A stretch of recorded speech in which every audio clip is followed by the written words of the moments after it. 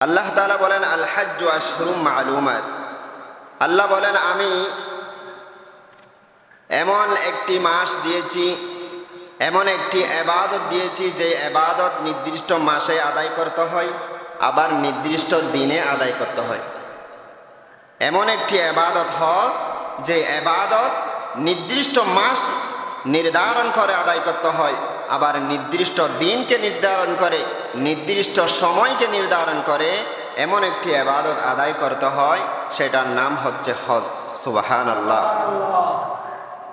আল্লাহ তাআলা এক নম্বর বলেছেন ফামান ফারাদা ফীহিন্নাল হাজ্জা ফালা রাফাসা। যারা হজ করতে যাবে, এক নম্বর তারা অশ্লীল কথাবার্তা বলতে পারবে না। ফালা রাফাসা ওয়ালা ফুসুকা, তারা কোনো গুনাহের কাজ করতে পারবে না। দুই নম্বর, তারা গুনাহের সাথে লিপ্ত হতে পারবে না। যেদিন থেকে হজ করার নিয়ত করবে, আমার আল্লাহ বলেন সেই দিন থেকে সে আর গুনাহের কাজে ধাবিত হতে পারবে না, অশ্লীল মুখ দিয়ে অশ্লীল কোনো গালিগালাজ করতে পারবে না। দুই নম্বর, আমার নবী বলেছেন তারা অশ্লীল কোনো বাক্য তাদের মুখ দিয়ে যেন উচ্চারিত না হয়, কারণ তারা আল্লাহর ঘরের মেহমান হবে, যে ঘরকে আমি আল্লাহ সারা ওয়ার্ল্ডের মানুষের জন্য কল্যাণময় করে তৈরি করেছি, এমন একটি ঘরে যেহেতু তারা মেহমান হবে, তাদের মুখ দিয়ে যেন এমন কথা বাহির না হয় যে কথার কারণে মানুষ কষ্ট পাবে। সুবহানাল্লাহ। তিন নম্বর, আমার আল্লাহ বলেছেন যে সমস্ত হাজিরা হজ করতে যাবে তারা হজের মধ্যে গিয়ে কোনো ঝগড়া করতে পারবে না। আমার আল্লাহ নির্দেশ দিলেন হাজিদেরকে, তোমরা হজ করতে যাবে ঠিক আছে, সেখানে গিয়ে কোনো ঝগড়াঝাটি করা যাবে না, মানুষের সাথে অশ্লীল ভাষায় কথা বলা যাবে না। এটা আমি আল্লাহর ঘর, এটা সম্মানিত ঘর, এই ঘরের মধ্যে সারা ওয়ার্ল্ডের মানুষের জন্য বরকত রয়েছে। সুবহানাল্লাহ।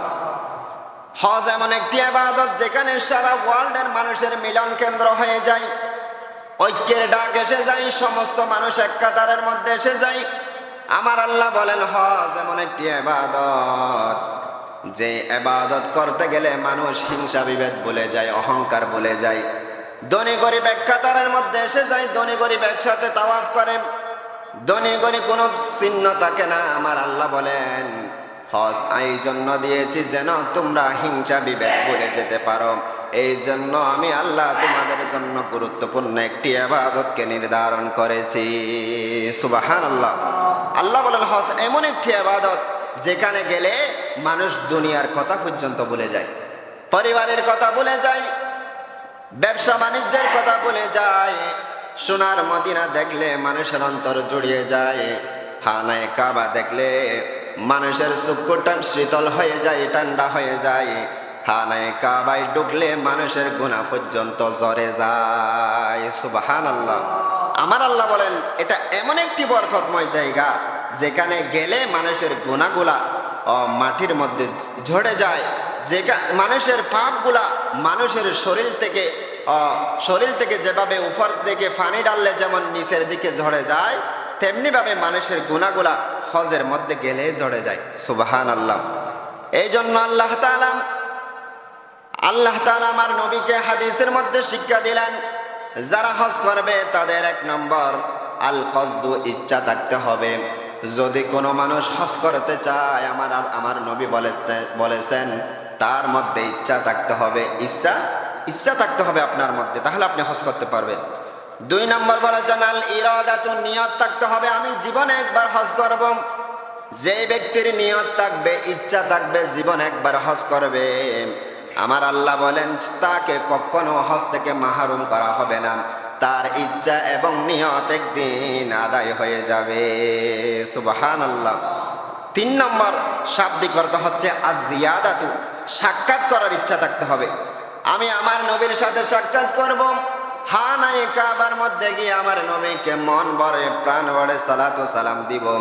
এই সাক্ষাতের নিয়ত যাদের কলবের মধ্যে থাকবে, আমার নবী বলেন সে কখনো হজের মতো ইবাদত থেকে মাহরুম হবে না।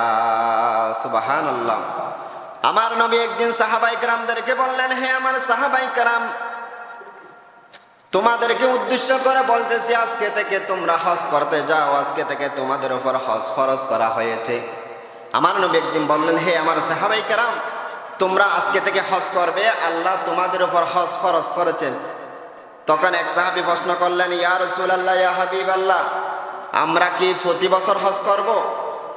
তখন আল্লাহর নবী চুপ থাকলেন, আল্লাহর নবী কিচ্ছু বলেন নাই। ওই সাহাবী আল্লাহর নবীকে প্রশ্ন করলেন, ইয়া রাসূলুল্লাহ, ইয়া হাবিবাল্লাহ, আমরা কি হজ প্রতি বছর করব নাকি বছর একবার করব? এই প্রশ্ন যখন করলেন, আল্লাহর নবী জবান বন্ধ করে দিলেন। আমার নবী চুপ হয়ে গেলেন, কিচ্ছু বলেন নাই। এভাবে ওই সাহাবী আমার নবীকে 3 বার প্রশ্ন করেছেন। সুবহানাল্লাহ, 3 বার আমার নবী উত্তর দেন নাই। ওই সাহাবী বলতেছে, ইয়া রাসূলুল্লাহ, হজ ফরজ হয়েছে ঠিক আছে, আমরা কি প্রতি বছর হজ করব? তখন আল্লাহর নবী চুপ থাকলেন। এই চুপ থাকার মধ্যে আমাদের জন্য নিয়ামত। সুবহানাল্লাহ।